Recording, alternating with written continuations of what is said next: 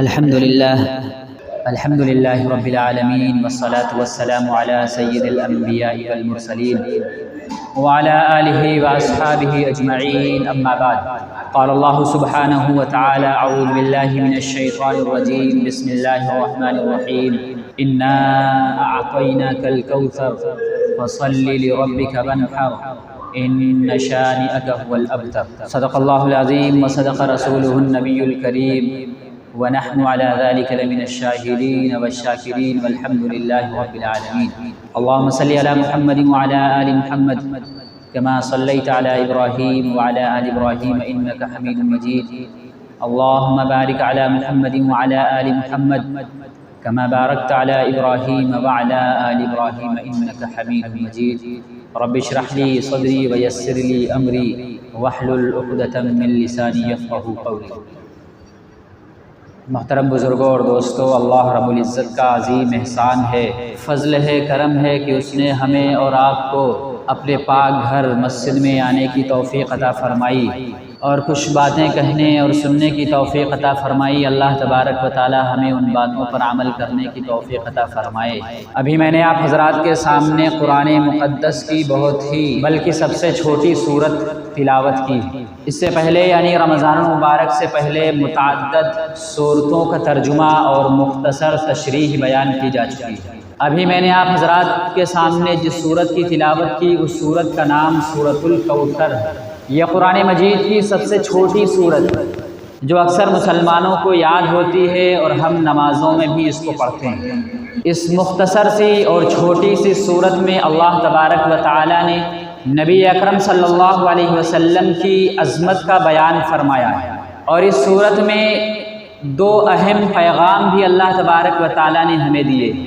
یہ صورت کیوں نازل ہوئی، اس کا ایک پس منظر ہے کہ جب اللہ کے رسول صلی اللہ علیہ وسلم نے حضرت خدیجہ رضی اللہ تعالی عنہا سے نکاح فرمایا تو آپ کی 4 صاحبزادیاں پیدا ہوئیں اور ایک صاحبزادے پیدا ہوئے جن کا نام قاسم رکھا گیا. تو آپ کی صاحبزادیاں تو الحمدللہ زندہ رہیں اور اللہ تبارک و تعالی نے ان کو طویل عمر عطا فرمائی، اور حضرت قاسم کا بچپن میں انتقال ہو گیا. تو مشرکین نے، کفار نے اس بات پر خوشی کا اظہار کیا، انہوں نے مسرت کا اظہار کیا، اور کفار نے کہا، مشرکین نے کہا کہ اب آپ کا کوئی نام لینے والا نہیں رہے گا. یعنی آپ کی صاحبزادیاں ہیں لیکن آپ کا کوئی لڑکا نہیں ہے تو آپ کی نسل نہیں چلے گی، آپ کا کوئی نام لینے والا باقی نہیں رہے گا،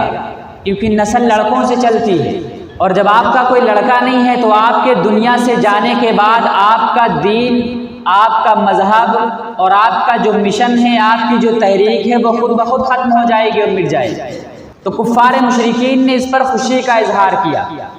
مسرت کا اظہار کیا، اور خاص طور سے ایک عاص بن وائل تھا جس نے کسی مجلس میں ان باتوں کا اظہار کیا کہ آپ کی نسل نہیں چلے گی، آپ کے اس دنیا سے جانے کے بعد آپ کا کوئی نام لینے والا باقی نہیں رہے گا. اور اہل عرب میں یہ دستور تھا کہ جب ان کے یہاں کوئی بیٹا پیدا ہوتا تو اس کو اپنی خوش قسمتی سمجھتے تھے،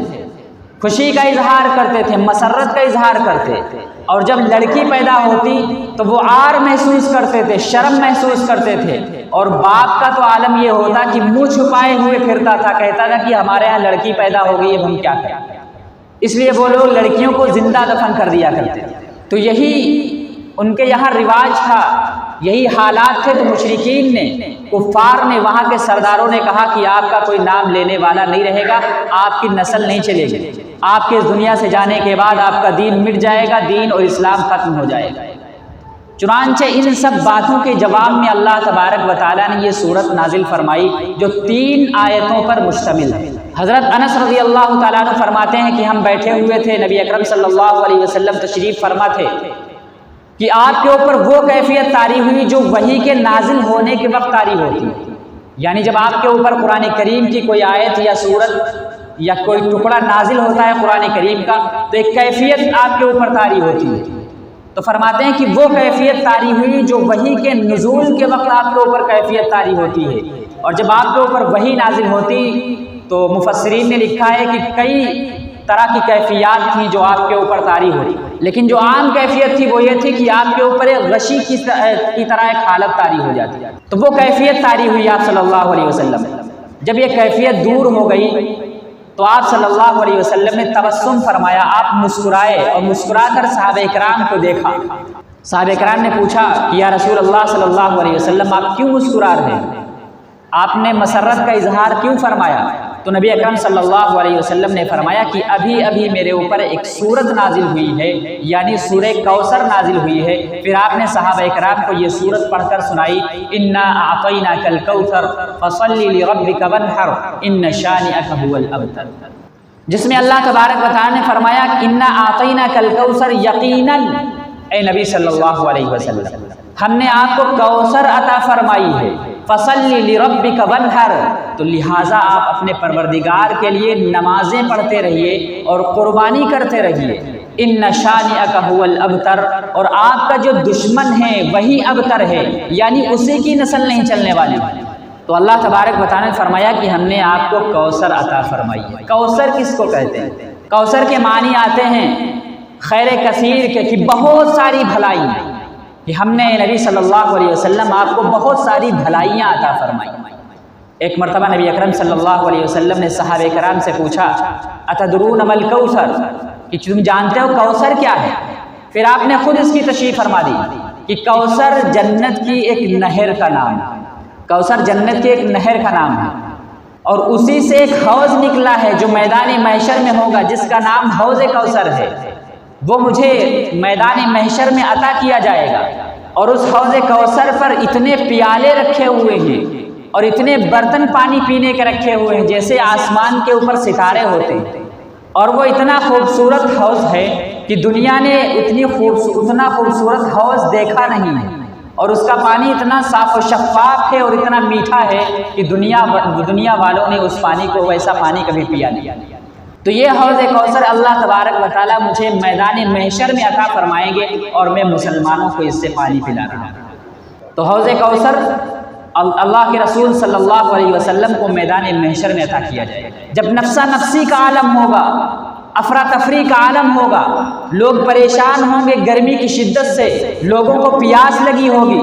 حلق سوکھ رہی ہوگی، سورج قریب کر دیا جائے گا، لوگ اپنے سینوں میں شرابور ہوں گے، پریشان ہوں گے کہ کہیں پانی مل جائے، اس وقت اللہ کے رسول صلی اللہ علیہ وسلم کو یہ حوض کوثر عطا کیا جائے گا کہ نہر کوثر سے 2 پرنالے گر رہے ہوں گے، وہ حوض کوثر کو بھر رہے ہوں گے، اور حوض کوثر سے نبی اکرم صلی اللہ علیہ وسلم اپنی امت کو پانی پلا رہے ہیں۔ تو ایک یہ کوثر ہے کہ اللہ تبارک و تعالیٰ نے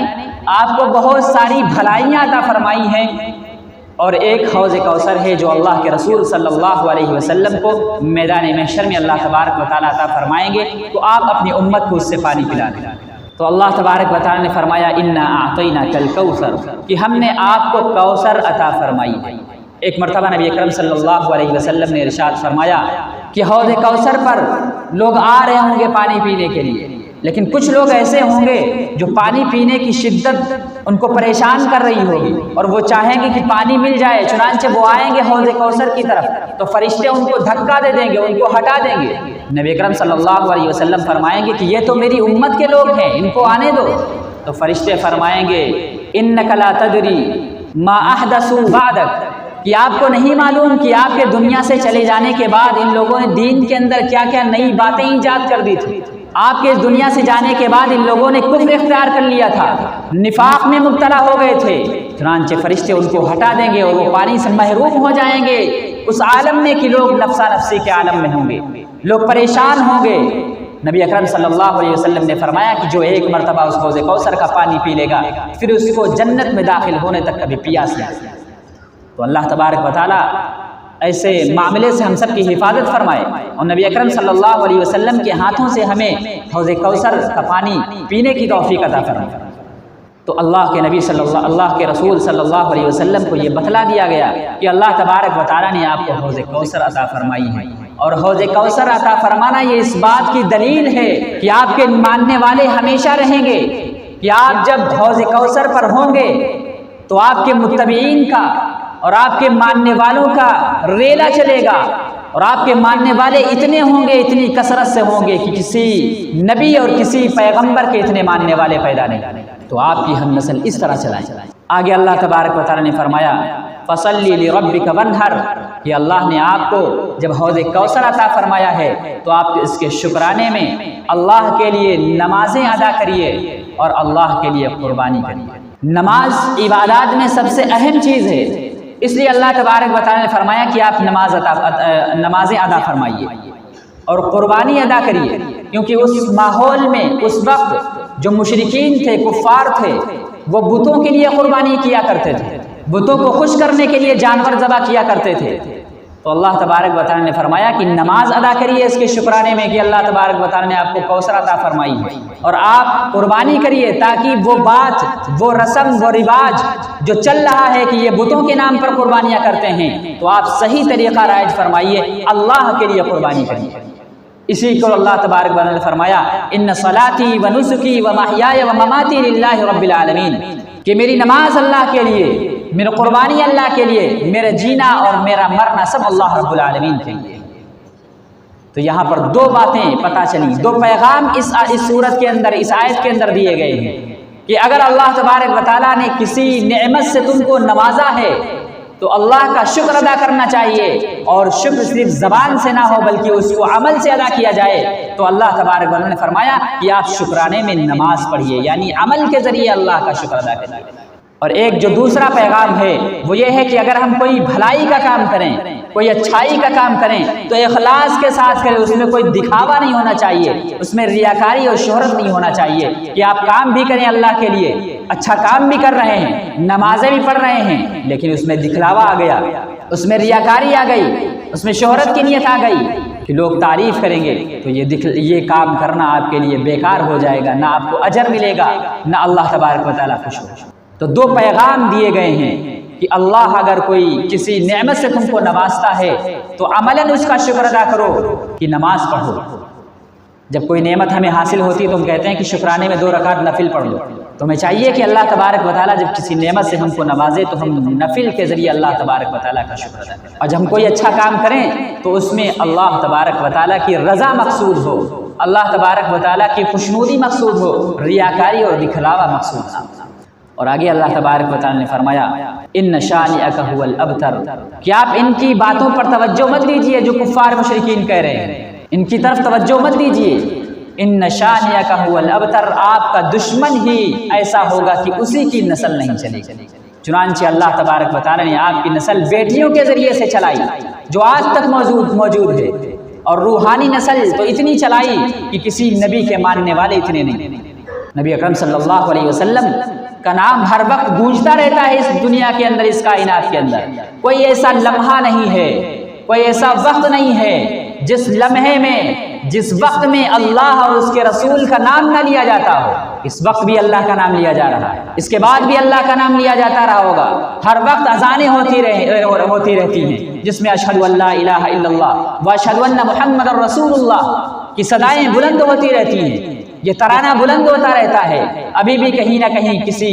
وقت کی اذان ہو رہی ہوگی، کہیں فجر کی اذان ہو رہی ہوگی، کہیں ظہر کی اذان ہو رہی ہوگی، کہیں عصر کی اذان ہو رہی ہوگی، کہیں مغرب کی اذان ہو رہی ہوگی، کہیں عشاء کی اذان ہو رہی ہوگی، اور اللہ کے رسول صلی اللہ علیہ وسلم کا نام پوری دنیا کے اندر گونج رہا ہوگا۔ تو اللہ تبارک و تعالیٰ نے فرمایا کہ نسل تو ان کی نہیں چلے گی جو آپ کے دشمن ہیں، اور آپ کی نسل میدان محشر تک چلے گی۔ میدان محشر کے بعد ہمیشہ آپ کا نام لینے والے اس دنیا کے اندر باقی رہیں گے، اور جو یہ کہہ رہے ہیں کہ آپ کی نسل نہیں چلے گی، انہی کا نام مٹ گیا، انہی کو کوئی نہیں جانتا ہے کہ آس بن وائل کون تھا، کفار مکہ کون تھے، ان کے نام ہمیں پتہ ہیں، اگر پتہ ہیں تو برائی سے لیے جاتے ہیں۔ اور آپ کا عالم تو یہ ہے کہ آپ صلی اللہ علیہ وسلم کے ماننے والے تو آپ کا نام لیتے ہی ہیں، آپ کی تعریف کرتے ہی ہیں، آپ کی ثنا تو بیان کرتے ہی ہیں۔ جو آپ کے نہ ماننے والے ہیں، جو غیر ہیں، جو آج کے دور میں دشمن ہیں، وہ بھی آپ صلی اللہ علیہ وسلم کا نام جب لیتے ہیں تو ادب سے لیتے ہیں، احترام سے لیتے ہیں، تو آپ کی نسل باقی رہے گی، آپ کے ماننے والے باقی رہیں گے، اور جو دشمن ہیں ان کا نام نشان مٹ جائے گا، ان کو کوئی نام لینے والا اس دنیا میں نہیں۔ تو اللہ تبارک و تعالیٰ نے مختصر صورت میں یہ ہمیں پیغام دیا ہے کہ اللہ تبارک و تعالیٰ نے آپ کو کوثر عطا فرمائی ہے، لہٰذا آپ اپنے پروردگار کے لیے نمازیں ادا کریے اور قربانی کریے، اور آپ کا دشمن جو کہہ رہا ہے کہ آپ کی نسل نہیں رہے گی، اسی کی نسل نہیں رہے گی، اللہ تبارک و تعالیٰ ہمیں ان باتوں پر عمل کرنے کی توفیق عطا فرمائے۔ وآخر دعوانا ان الحمد للہ رب العالمین۔ جن لوگوں نے سنتیں نہیں پڑھی ہیں وہ سنتیں ادا کریں۔